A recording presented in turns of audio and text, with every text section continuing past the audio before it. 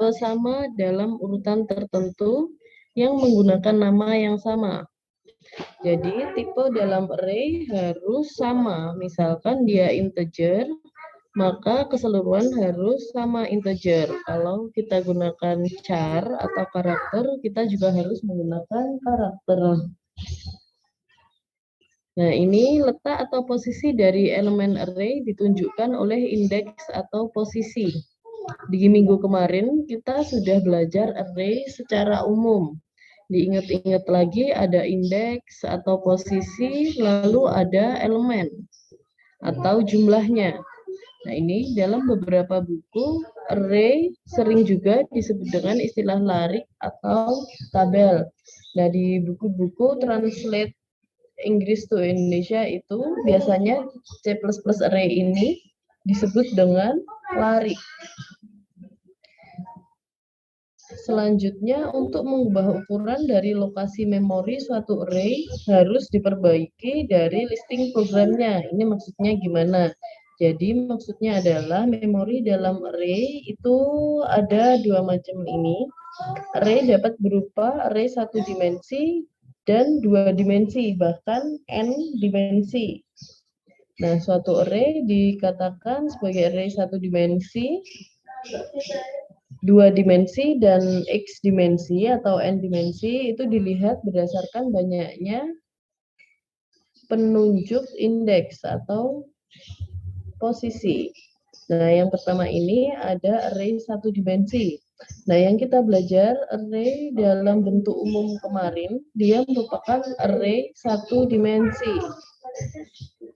Nah, ini kemarin kita sudah belajar cara penulisannya atau inisialisasinya, yaitu tipe data, spasi, nama variabelnya, lalu ukuran.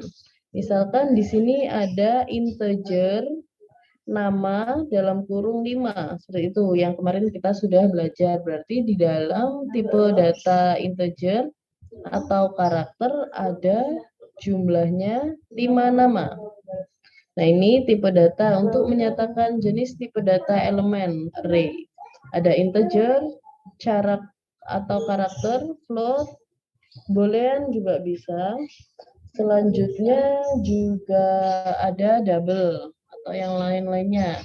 Untuk nama variabel array, dia adalah menyatakan nama variabel yang akan kita pakai. Yang dicontoh kemarin kita gunakan nama dan nilai di minggu kemarin. Nah, ini pendeklarasiannya seperti contoh ini, diingat lagi ya. Yang atas ini merupakan elemen array. Elemen array ini yang ditulis dalam kotak ini, ukuran. Ini adalah elemen array atau jumlah array-nya.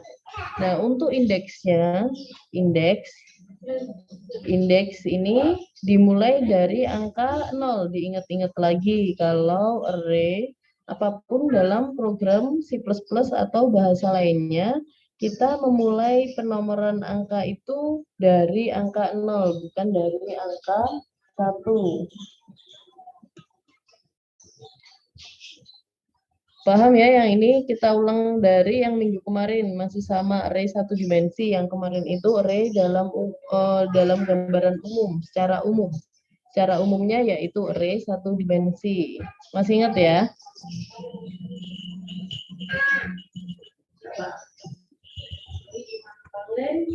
Ingat ya, yang di minggu kemarin? Nanti saya share ini materinya. Bisa saya lanjut ya?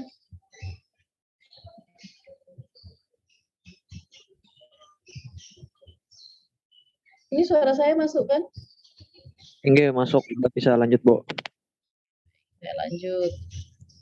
Nah, ini untuk inisialisasinya, kita ulang lagi. Ini menginisialisasi array sama dengan memberikan nilai awal array pada saat dideklarasikan. Bentuk umumnya seperti ini. Kemarin sudah kita belajar tipe underscore data, nama underscore variable array, ukuran. Di dalamnya ada elemen ke-0, elemen ke-1 sampai elemen seterusnya. Nah, ini kenapa di sini yang terakhir ada elemen min n1. Jadi ini maksudnya adalah elemen kan dimulai dari 0. Jadi ketika di sini ukuran 5, maka elemennya ini nanti penulisannya sampai angka 4. Karena apa? Karena elemen dimulai dari angka 0.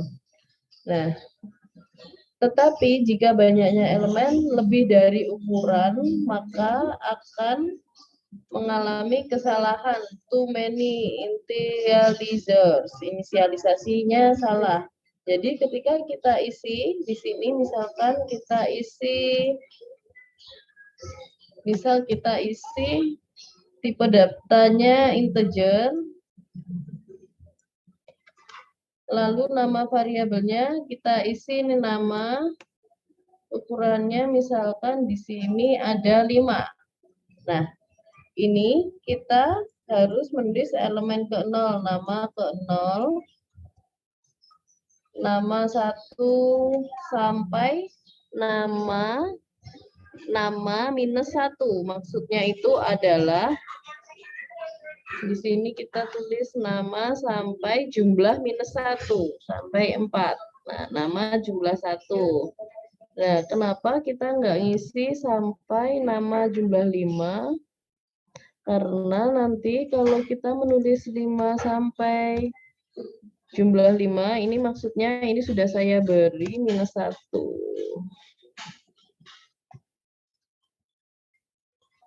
N minus 1. Nah, kalau kita isinya sampai angka 5, maka jumlah elemennya jadi 6. Jumlah elemennya jadi 6.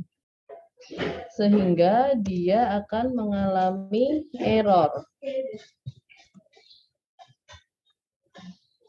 Paham ya dari sini? Ada yang ditanyakan?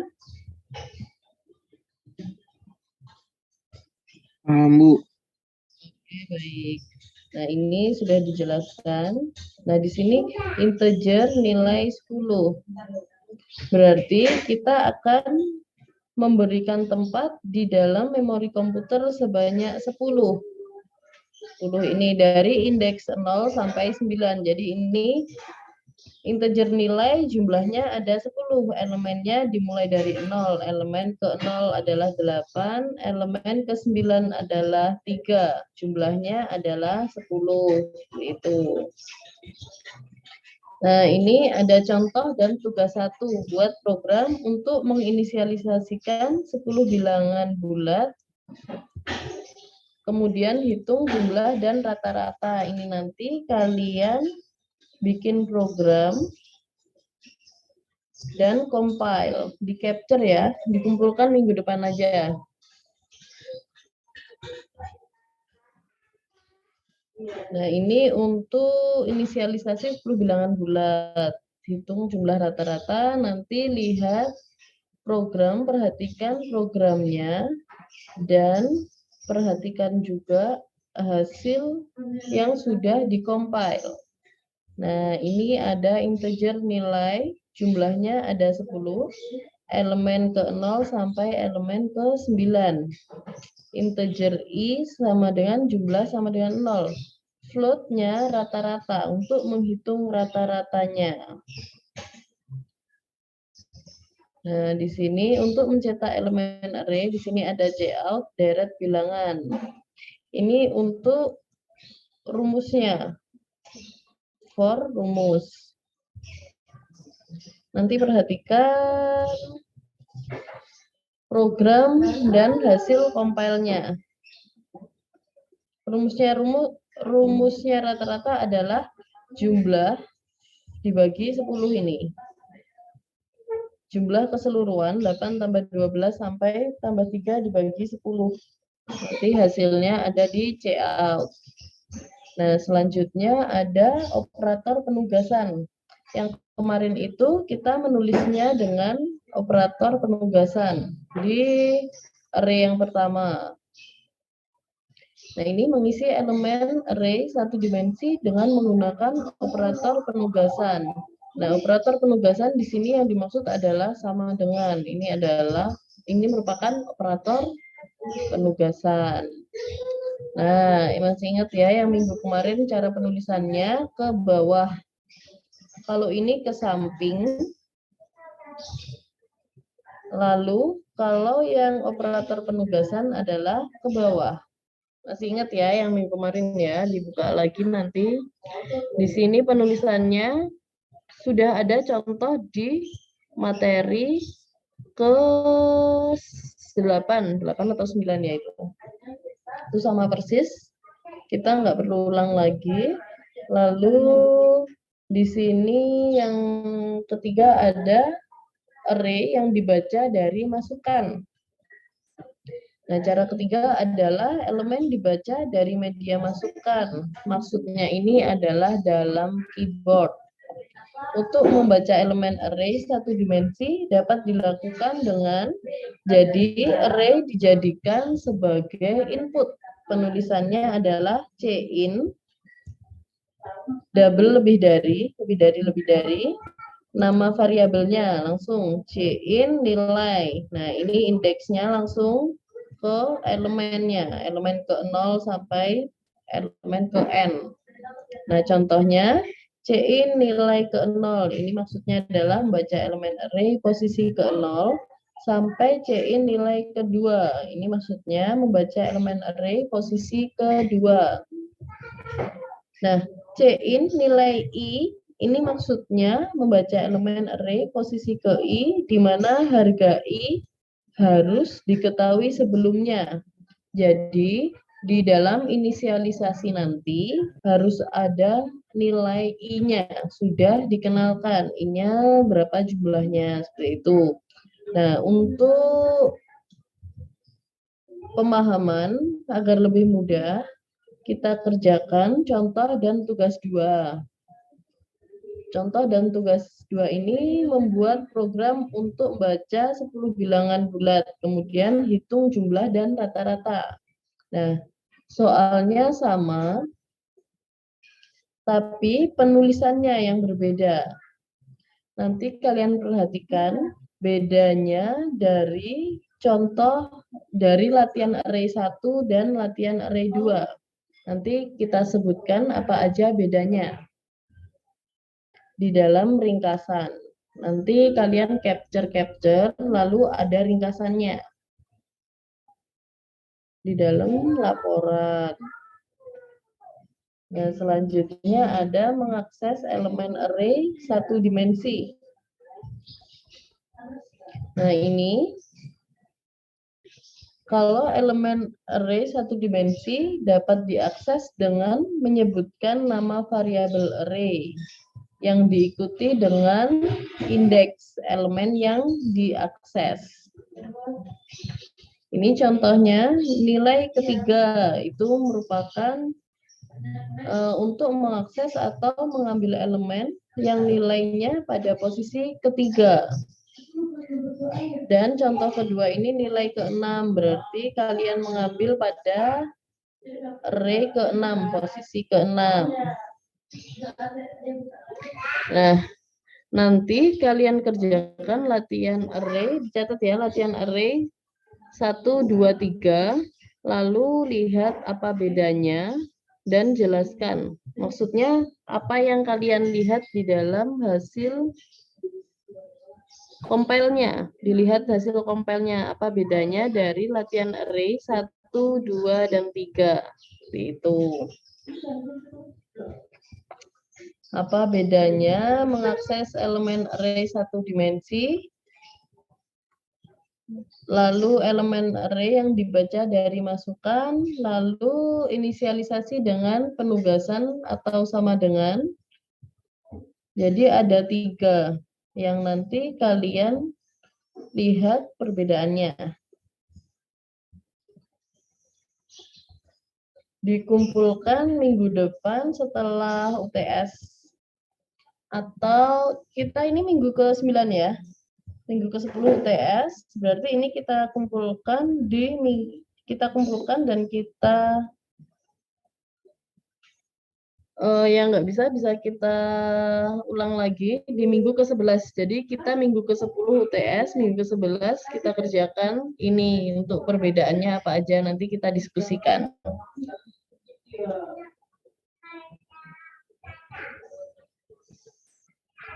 Yang array satu dimensi bisa dipahami ya?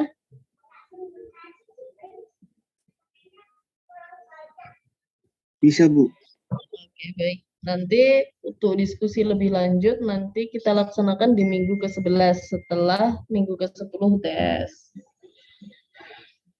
Selanjutnya ada array 2 dimensi. Nah, array 2 dimensi ini biasanya kita gunakan untuk mengerjakan matriks matematika. Ada yang pernah belajar matriks matematika pada saat SMA atau SMK? Pernah, Bu. Oke, baik. Matriks itu yang seperti ini. Nah, kolom kali baris. Pengerjaan kolom dengan baris. Nah, ini array 2 dimensi biasanya untuk mengerjakan tugas-tugas matematika atau aritmatika. Nah, ini array 2 dimensi sering digunakan sebagai sebuah matriks. Dia merupakan perluasan dari array 1 dimensi.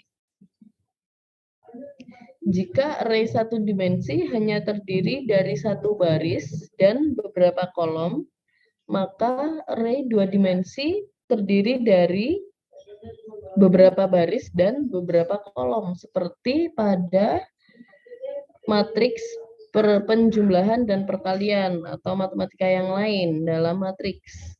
Nah, ini. Dengan demikian, array 2 dimensi tersusun dalam bentuk baris dan kolom, di mana indeks pertama menyatakan baris dan indeks kedua menyatakan kolom. Jadi diingat-ingat, kalau kolom itu yang ke kanan, kalau baris itu yang ke bawah. Nah, untuk penulisannya, bentuk umum deklarasinya seperti ini. Tipe data, integer, karakter, seperti itu. Lalu nama variabel array bisa kita isi dengan nilai. Nah, tipe data ini biasanya kita gunakan integer, nilai bulat. Lalu dalam kurung yang pertama adalah banyak baris. Baris itu yang ke bawah. Lalu yang kedua banyak kolom yang ke kanan. Berapa banyak kolom dan berapa banyak baris. Nah, contohnya ini ada contoh integer mat underscore A. Berarti untuk mengerjakan matrik A bentuknya integer atau bilangan bulat.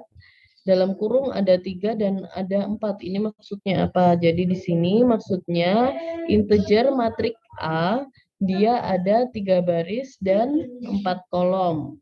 Seperti itu. Nah, ini penjelasannya. Baris, ada 3 baris dan 4 kolom. Dimulai dari 0. Elemennya adalah angka yang ada di dalamnya ini. Ini dinamakan elemen. Nah, mengisi elemen array 2 dimensi sama dengan mengisi elemen array 1 dimensi, yaitu dengan cara inisialisasi, menggunakan operator penugasan, dan dibaca dari media masukan. Sama, ada 3 juga.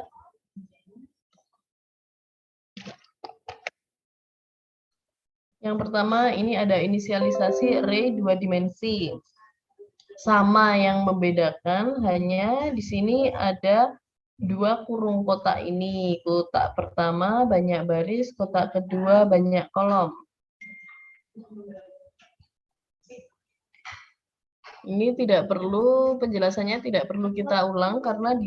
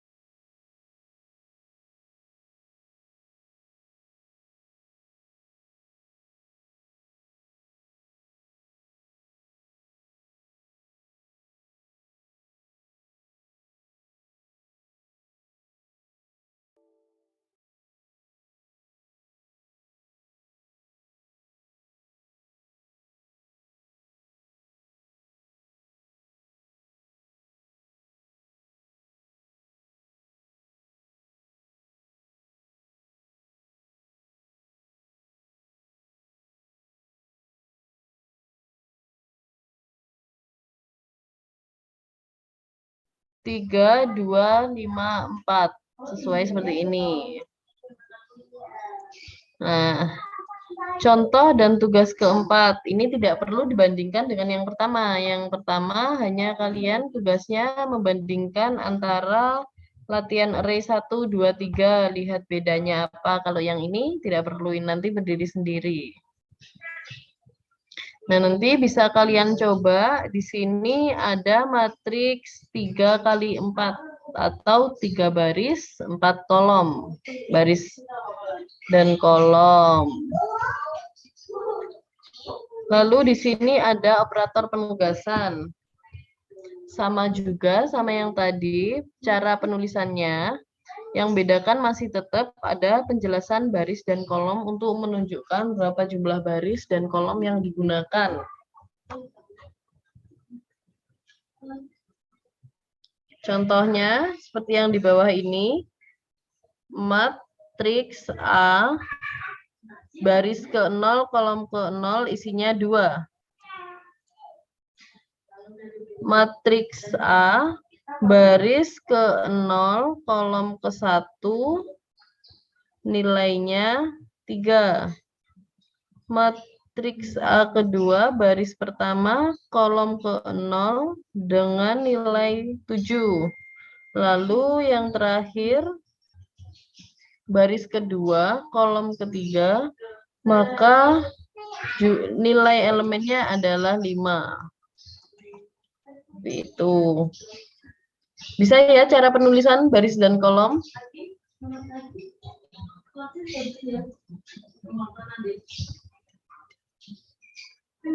Ada yang ditanyakan?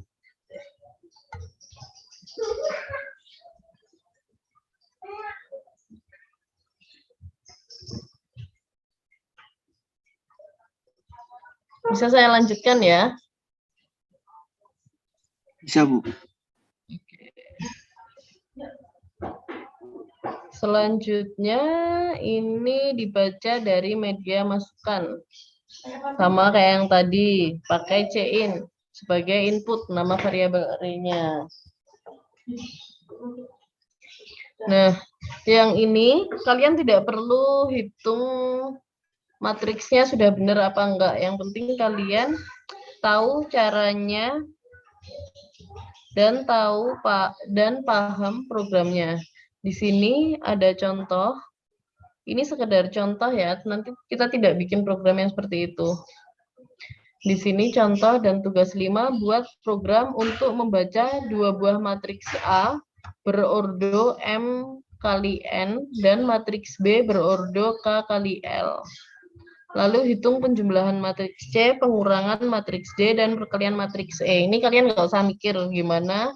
Maksudnya yang penting kalian paham programnya. Yang penting paham programnya, nggak usah dipikir cara ngerjainnya. Maksudnya cara ngerjain matematikanya. Nah, penulisannya ada di sini. Sampai akhir. Nah, ini ada contoh if else.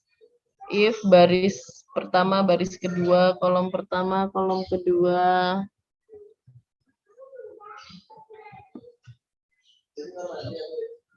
Oh, sudah selesai. Berarti tugasnya mengerjakan latihan array 1, 2, dan 3. Capture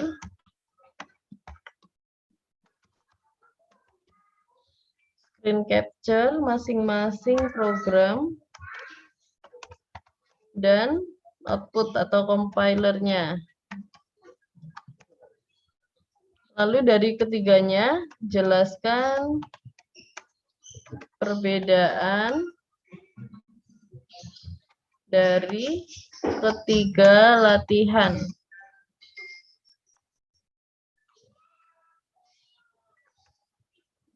Yang kedua, tulis program dan compile latihan berapa ini ya? 4 dan 5.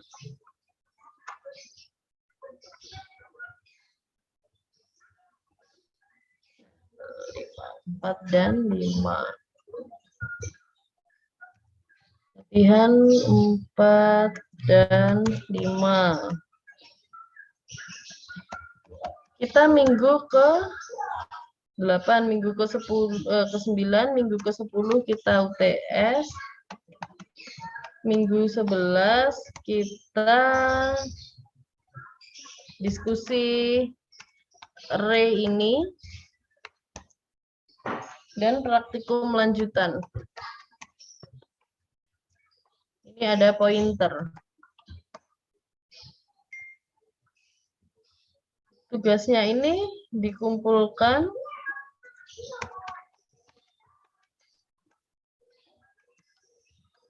di Google Classroom. Max minggu ke-11. Kalau minggu ke-11 di pertemuan minggu 11 kita belum selesai, nggak apa-apa, nanti kita diskusikan.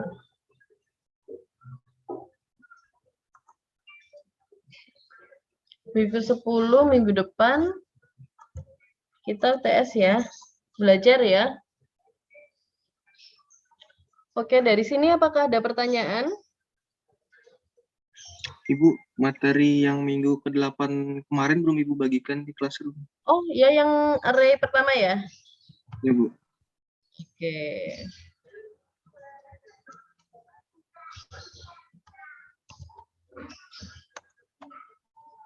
Oke, nanti saya bagi juga ya sama yang ini.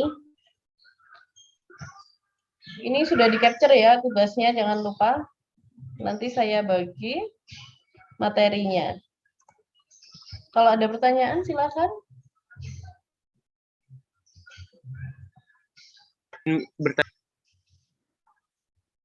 Ya. Materi UTS masih pakai kemarin nggak, Bu? Oh, masih tetap kayak yang sudah saya berikan kan? Sudah ya? Iya, makasih, Bu. Oke, baik. Kalau nggak ada pertanyaan, bisa, ini siapa yang nggak masuk hari ini? Rizaldi, Bu, izin Bu LDK. Oke, LDK ya, sudah. HME. Oke, baik. Itu Yang aja, Bu. lainnya nggak ada yang ikut HME? Nggak ada, Bu. Satu angkatan cuma satu ya kelihatannya. Cuma Rizal yang keterima, Bu. Oh, oke, baik. Kalau gitu selamat mengerjakan ya. Bisa saya akhiri. Terima kasih. Selamat pagi. Assalamualaikum warahmatullahi wabarakatuh. Waalaikumsalam warahmatullahi wabarakatuh.